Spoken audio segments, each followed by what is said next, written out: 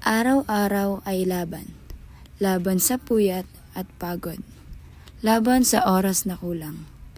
Laban sa mundong walang pahinga't sagot. Sabi nila, masaya raw ako. Dahil atleta, matatag, magaling.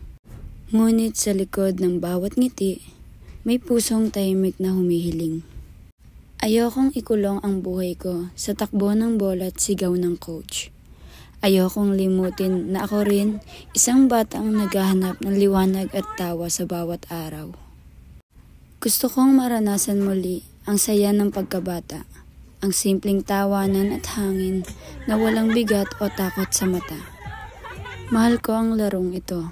Totoo. Ito ang nagturo ng tapang sa puso, ngunit higit sa medalya o tropeyo, ang mahalagay ako pa rin ito. Kaya kapag ako'y napagod, pipiliin kong huminga. Dahil hindi lang laro ang buhay. Ito'y paglalakbay ng isang batang patuloy na lumalaban para sa tunay na saya.